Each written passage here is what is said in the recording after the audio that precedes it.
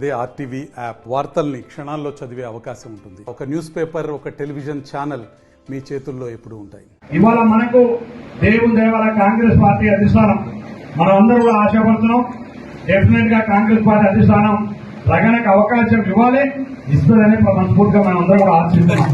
ఎందుకంటే కాంగ్రెస్ పార్టీ అధిష్టానం నిర్ణయించే ముందు మా నాటి వాళ్ళ నాటి బాధ్యులుగా మేము ప్రొజెక్ట్ చేయవద్దు దయచేసి అన్నదిగా. కాబట్టి రగణకు రావాలని మనస్ఫూర్తిగా దేవరకొండ నియోజకవర్గంలో కాంగ్రెస్ పార్టీ నాయకులు, కార్యకర్తలు, ప్రజలందరూ కోరుకుంటున్నారని చెప్పి మరొకసారి కోరుకుంటున్నారు. దాంతో పాటుగానే కాంగ్రెస్ పార్టీ అధిష్టానానికి మేమందరం కూడా రిక్వెస్ట్ చేస్తున్నాం. కాంగ్రెస్ పార్టీ అధిష్టానం అవకాశం కల్పించాలి. రాహుల్ గాంధీ గారికి, మన ముఖ్యమంత్రి గారికి, రేవంత్ రెడ్డి గారికి మరి కోరుతా ఉన్నాం.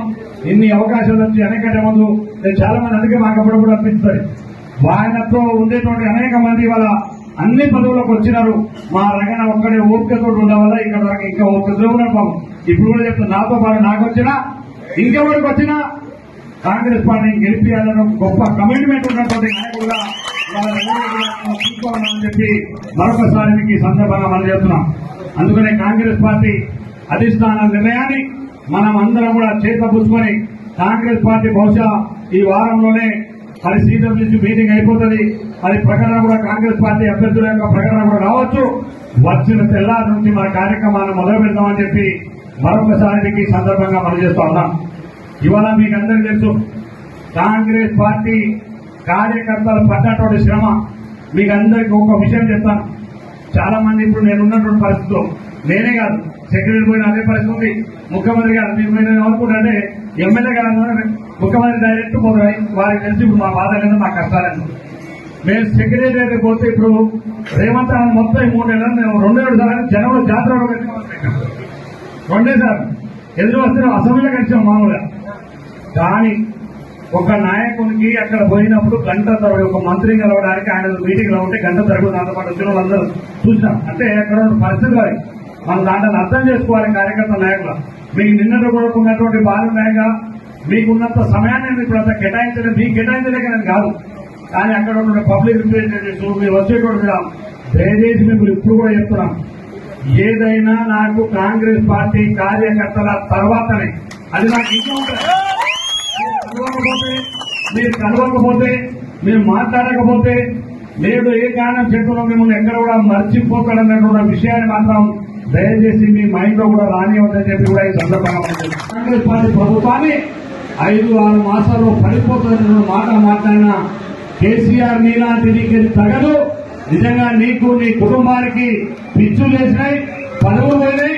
దాంతో పిచ్చులు వేసి వాళ్ళ పిచ్చి మన కేసీఆర్ పిచ్చి నిన్నటి వరకు కేసీఆర్ కలిసి వయసు చూశాను మా దాంట్లో గౌరవించేటటువంటి పద్ధతి ఉండే.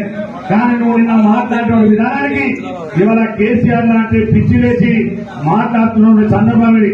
ఇవాళ రేవంత్ రెడ్డి గారి ప్రభుత్వాన్ని, కాంగ్రెస్ పార్టీ ప్రభుత్వాన్ని నేను మొన్న చెప్తున్నాం, నువ్వు గిల్లితివా బిడ్డ, మావాడు గిచ్చి చూస్తాడు, నీ పార్టీ సర్వనాశనం అయిపోతాడు. గిల్లినట్టు రేవంత్ రెడ్డి గారికి అనిపించినా చాలు, నేను గిచ్చి వదిలి పెడతాడు. ఇక అంటే నేను ఉన్నోళ్ళు ఎవరిని ఉండని అని కదా, నువ్వు మమ్మల్ని అప్పుడు ఎంత చేసినావు, మళ్ళీ నీకు ఆ గతి పడుతుంది. కాబట్టి కేసీఆర్ లాంటి వాడు కూడా ఇటువంటి దౌర్భాగ్యమైన మాట, దిగజారేటువంటి మాట పరిస్థితికి వచ్చింది. అంటే టీఆర్ఎస్ పార్టీ ఏడికి దిగజారిపోయిందో ఒక్కసారి ఆలోచన చేయండి. ఇవాళ బ్రహ్మాండంగా చెప్తాం మనం. ఇవాళ అన్న చెప్పిన ముందు 14 సీట్లు 15 సీట్లు ఈ రాష్ట్రంలో కాంగ్రెస్ పార్టీ గెలవబోతుంది. అసలు టీఆర్ఎస్ పార్టీ అనేది నా పోటీ కాదు. టీఆర్ఎస్ పార్టీ అనేది తెలంగాణ రాష్ట్రంలో కాంగ్రెస్ పార్టీకి పోటీ కాదు. ఈ నియోజకవర్గంలో చెప్తున్నాను, ఈ నియోజకవర్గంలో మీరు చూస్తారు ఏం జరగబోతుందో చెప్తాం. కాకపోతే వేదిక ఉన్న నాయకులు చెప్తున్నాను, వేదిక ఉన్నటువంటి ప్రతి నాయకులు, కార్యకర్తలు మీ అందరికీ రిక్వెస్ట్ చేస్తున్నాం. చాలా మందికి అనుమానాలు ఉంటాయి. ఏం అనుమానం ఉంటే ఆయన వస్తే నాకేం తగ్గుతుందో, ఆయన వస్తే సారకాల నన్నేం చేస్తారో, ఆయన వస్తే నాకే అవకాశం వస్తుందో పోతుందో అని. కానీ నేను మాట్లాడుతున్నాను ఇవాళ మీకు అందరికీ, ఎవరు చేరినా, ఎవరు ఉన్నా, ఎవరు రాకపోయినా కష్టపడ్డ కార్యకర్తకే అవకాశం వస్తుంది.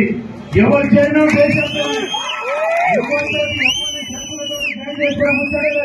వారి పెద్ద నాయకుడు కానీ ఇంకా గొప్ప నాయకుడు ఉన్నది. ఎవరు కూడా షరతులు పెట్టి పార్టీలో చేంజ్ చేస్తున్న ముచ్చలేదు. వితౌట్ షరతు లేకుండా చేయడం కావాలి. అంత గొప్పగా చెప్తే మున్సిపల్ చైర్మన్ కానీ ఉన్న వెంకటేశ్వర గారు కానీ జానీ యాదవ్ గారు కానీ ఆనాడు జాయిన్ అయిన నాడు కూడా ఒక్క షరతు వాళ్ళు అడగలేదు.